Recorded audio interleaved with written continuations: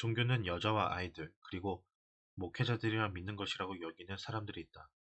자신은 모든 싸움을 혼자 할 수 있는 사나이라고 자부하는 남자들이다. 하지만 세상에서 가장 유명한 사나이들이 날마다 기도한다는 사실을 알면 그들은 무척 놀랄 것이다. 예를 들어 사나이 잭 댐프시는 잠자리에 들기 전에 꼭 기도를 한다. 이 밥을 먹기 전에도 항상 감사 기도를 올린다. 권투 경기 날짜가 잡혀 훈련할 때는 날마다 기도하며 시합 날에는 매 라운드 공이 울리기 직전 기도한다. 그는 이렇게 말했다. 기도는 제가 용기와 자신감을 가지고 상대와 싸울 수 있게 해줍니다. 이 사나이 코니 맥 역시 날마다 잠자리에 들기 전 기도한다고 말했다. 사나이 에디 리켄베커는 기도하지 않았더라면 자신은 이미 죽은 목숨이라고 말했다. 그는 날마다 기도한다. 이 제너럴 모터스의 고위 간부였고 전 국무장관이었던 에드워드 스태티니어스는 매일 아침 저녁으로 자기에게 지혜를 주시고 올바른 길로 인도해달라는 기도를 한다. 세계 최고의 금융왕 JP 모건은 토요일 오후면 홀로 월스트리트 초입에 있는 트리니티 교회를 찾아 무릎 꿇고 기도한다.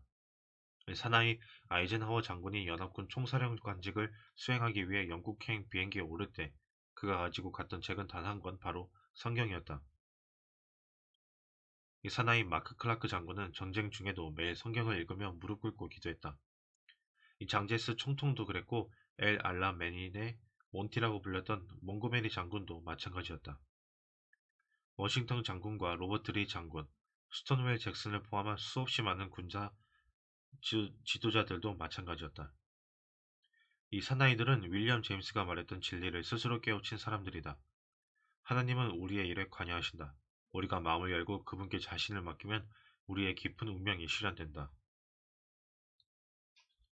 이 많은 사나이들이 이 사실을 발견했다. 오늘날 미국의 기독교 신자는 7,200만 명이다. 역사상 가장 많은 수다. 앞서 말했듯이 많은 과학자들마저 종교에 귀의하고 있다. 인간, 그 미지의 존재의 저자이면서 과학자에게 주어지는 최고의 영예인 노벨상을 수상했던 알렉시스 카레 박사가 리더스 다이제스트에 기고한 글이다. 이 기도는 인간이 만들어낼 수 있는 가장 강력한 형태의 에너지다. 중력이 실제하는 것처럼 이 에너지도 실제하는 힘이다. 의사인 나는 어떤 치료법으로도 고칠 수 없었지만 조용히 기도함으로써 질병과 우울증 증세가 호전된 환자를 보았다. 기도는 라듐처럼 빛을 내고 스스로 힘을 발생시키는 에너지원이다. 기도할 때 사람들은 무한한 에너지를 향해 말을 걸면서 자신의 유한한 에너지를 강화한다. 기도할 때 우리는 우주를 움직이는 무한한 동력과 자신을 연결해서 이 힘의 일부를 쓰게 해달라고 요구한다. 그저 요구하는 것만으로도 우리의 인간적 결함이 채워지며 우리는 강해지고 회복된다. 간절히 기도하면 우리의 몸과 마음은 더 건강해진다. 누구든 단 한순간만이라도 기도한다면 좋은 결과를 얻기 마련이다.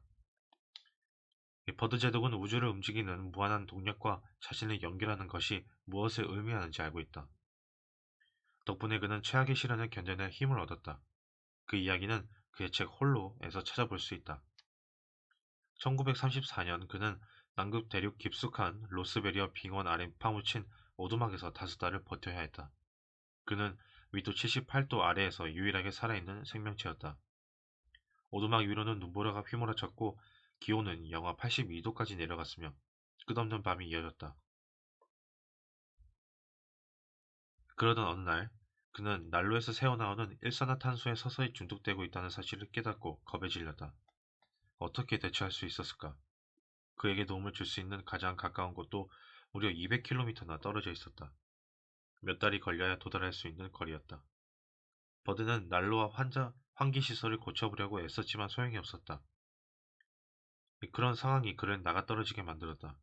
그는 완전히 의식을 잃고 바닥에 쓰러져 있기도 했으며 제대로 먹을 수도 잠을 잘 수도 없었다. 점점 몸이 쇠약해지다 보니 침상에서 일어날 힘조차 없었고 다음날 아침까지 버틸 수 있을까 걱정하는 날도 많았다. 그는 자신이 이 오두막에서 죽고 시체는 영원히 눈 속에 묻혀 있게 될 거라고 생각했다. 이런 그가 어떻게 살아날 수 있었을까? 깊은 절망에 빠진 버드 제독은 어느 날 일기를 펼쳐 자신의 인생관을 정리해보았다. 그는 인간은 우주에서 혼자가 아니다 라고 썼다. 그런 다음 하늘의 별을 생각하다가 별자리와 행성의 규칙적인 움직임에 생각이 미쳤고 때가 되면 태양이 남극의 황량한 이 지역을 다시 환하게 비출 것이라는 사실도 깨달았다. 그래서 이렇게 썼다. 나는 혼자가 아니다. 지구 끝 얼음 구멍에 갇혀있다 해도 나는 혼자가 아니라는 깨달음이 리처드 버드를 구해주었다. 그래서 나는 살아날 수 있었다. 이 대부분의 사람들은 살아가면서 자신이 가진 모든 자원을 거의 다 써야 할 정도의 상황을 경험하지 않는다. 우리 안에는 한 번도 사용해 본 적 없는 깊은 우물이 숨겨져 있다. 우리에게 힘을 주는 우물이다. 리처드 버너는 하느님이라는 존재를 믿고 의지했기 때문에 우물에 손을 뻗어 그 힘을 이용할 수 있었다. 글렌 아놀드는 버드 제독이 남극에서 얻은 것과 똑같은 교훈을 일리노이주 옥수수 밭에서 깨우쳤다. 일리노이주 칠리코시 베이컨 빌딩에서 보험 중개인으로 일하는 그는 걱정을 극복한 이야기를 이렇게 시작했다. 이 8년 전 저는 지금이 제 마지막 순간이라고 생각하며 현관문을 잠갔습니다. 그러고는 차에 올라타서 강으로 향했습니다. 저는 패배자였습니다. 한 달 전 온 세상이 무너지는 경험을 했습니다. 제가 운영하던 가전사업체는 망했습니다. 어머니는 사경을 헤매고 계셨습니다. 두 번째 아이를 가진 아내의 병원비를 감당하기 어려웠습니다. 이 사업을 시작하느라 제가 가진 전부를 저당 잡힌 상태였습니다. 차는 물론 집에 가구까지 말입니다. 심지어 보험을 담보로 대출까지 한 상태였습니다. 이제 모든 것이 사라졌습니다. 더 이상 버틸 수 없었습니다. 그래서 강 쪽으로 차를 몰기 시작한 것입니다. 엉망진창인, 엉망진창인 제 삶을 끝내버릴 작정이었으니까요. 시골길을 몇 킬로미터쯤 달리다가 차를 멈추고 길가에 주저앉아 아이처럼 울었습니다. 그런 다음 진지하게 생각해 보았습니다. 이 걱정이라는 악순환에서 빠져나와 건설적으로 생각해 보려고 애썼습니다. 이 상황이 얼마나 나쁜가? 더 나빠질 수 있는가? 아무런 희망이 없는가? 무엇을 하면 상황을 개선할 수 있을까? 그때 저는 모든 문제를 하나님께 맡기고 문제를 해결해 달라고 간청하기로 했습니다. 저는 간절히 기도했습니다. 마치 제 목숨이 기도에 달린 것처럼 말입니다. 실제로도 그러기는 했죠. 그러자 신기한 일이 일어났습니다. 저보다 훨씬 위대한 존재에게 모든 문제를 맡기는 순간, 저는 몇 달 동안 느껴보지 못했던 마음의 평안을 얻었습니다. 아마 울고 기도하며 30분은 앉아 있었을 겁니다. 그날은 집에 돌아와서 아기처럼 편안하게 잠을 잤습니다. 이 다음날 아침 확신을 가지고 자리에서 일어났습니다. 더는 두렵지 않았습니다. 하나님이 저를 인도해 주시리라 믿었으니까요. 그날 저는 백화점으로 가서 가전제품 판매원에 지원하러 왔다고 자신 있게 말했습니다. 저는 일자리를 얻을 자신이 있었고 실제로도 그렇게 되었습니다. 이후 전쟁으로 가전사업이 붕괴될 때까지 그 일을 잘 해냈습니다. 다음으로는 생명보험 영업을 시작했습니다. 계속해서 위대한 안내자에게 제 모든 것을 맡겼지요. 겨우 5년 전 일입니다. 지금 저는 새 아이를 둔 단란한 가정의 가장입니다. 그동안 빚도 다 갚았습니다.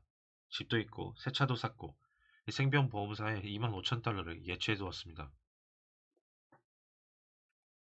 돌이켜보면 모든 것을 잃고 낙담하여 이 강으로 차를 몰던 일이 얼마나 고마운지 모릅니다. 그 일로 저는 하나님을 의지하게 되었으니까요. 이제는 전에 꿈도 꾸지 못했던 평화를 누리며 자신 있게 살아가고 있습니다. 신앙심이 우리에게 평화와 안정과 용기를 주는 이유는 무엇일까? 윌리엄 제임스의 말로 답을 대신하려 한다. 물결이 이는 표면에 아무리 거센 파도가 치더라도 바닷속 깊은 곳은 미동 없이 잔잔하다. 더 크고 영원한 실제를 붙잡은 사람에게 개인적 운명의 차원에서 시시각각 벌어지는 일들은 상대적으로 사소하게 여겨질 수밖에 없다. 따라서 진정한 종교인이라면 어떤 일에도 흔들림이 없으며 평정심으로 가득하고 그날그날 해야 할 모든 일을 침착하게 처리할 수 있다. 이 걱정이 많고 불안하다면 하느님께 의지해보라. 이마누엘 칸트가 한 말처럼 하나님을 믿는 게 어떨까? 우리에게는 그런 믿음이 필요하니 말이다. 지금 자신을 우주로 움직이는 무한한 동력과 연결해보면 어떨까? 당신이 선천적 혹은 후천적으로 종교를 믿지 않고 심지어 철저한 무신론자라고 하더라도 기도는 생각보다 훨씬 유익하다. 기도는 실제적이기 때문이다. 실제적이라는 말은 하나님을 믿는 사람이건 믿지 않는 사람이건 간에 기도가 모든 사람이 가지고 있는 세 가지 기본적인 심리적 욕구를 충족시켜준다는 의미다.